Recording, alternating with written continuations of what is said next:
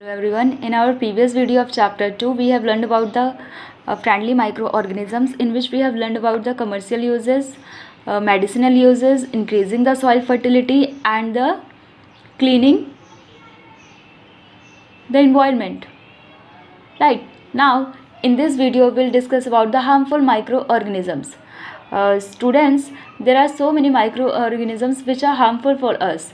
Some microorganisms cause disease in human beings, plants and animals.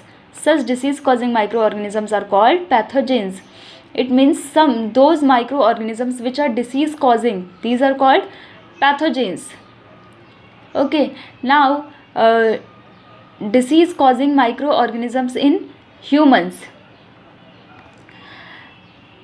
Students, we all know some microorganisms spoil food, clothing and leather also, right? Now pathogens enter our body through the air we breathe, the water we drink or the food we eat. Students, pathogens can also get transmitted by direct contact with an infected person or carried by an animal. When an infected person contact with the healthy person, then some infections transmitted into the body of healthy person, right?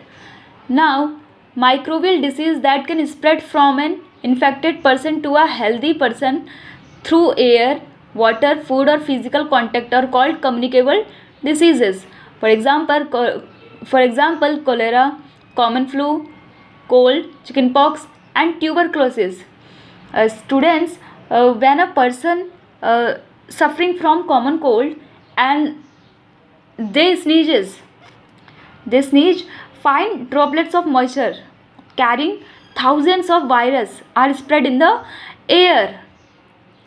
When the infected person sneezes, the thousands of viruses are spread in the air. The virus may enter the body of a healthy person while breathing and caused infection.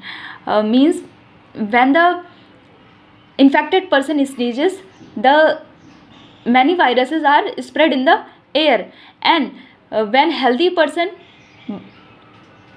breathe in, these infected virus can get into the healthy person and the healthy person get sick. Now there are some insects and animals which act as carrier of disease causing microbes. For example, housefly is one such carrier. Students, you might have seen the houseflies sit on the garbage and animal excreta. Pathogens stick to their bodies. When these flies sit on uncovered bodies, they may transfer the pathogens, and whoever eats the contaminated food is likely to get sick. Students, you might have seen some housefly sit on the garbage and on the animal excreta. Some pathogens are sticked into the body of that housefly, and that housefly then sit on the uncovered food. You might have seen many kind of food in the market that are uncovered, that are fast food, and some pathogens are stick to the fast food, and when a healthy person eats that fast food or that uncovered food, that sticked pathogens are enter into their body, and that healthy person get infected through the pathogens, right? Here is another example of carrier is the female Anopheles mosquito, which carries the parasite of malaria. Female Aedes mosquito act as a carrier of dengue virus. Here are two mosquitoes, female Anopheles and female Aedes. Female Anopheles which carries the parasite of malaria, and female Aedes mosquito act as a carrier of dengue virus. Female Anopheles malaria and female Aedes act as a carrier of dengue virus. There are two types. Female Anopheles mosquito, which is the carrier of, which carries the parasite malaria. This is the female Anopheles. You can see the diagram very clearly. And this is the Aedes mosquito. It looks like it. Okay. Female Aedes mosquito act as a carrier of dengue virus. Okay. Now here is a question. How can we control the spread of malaria or dengue? Students, we can control the malaria or dengue. All mosquitoes breed in water, as we know. Hence, one should not let water collect anywhere.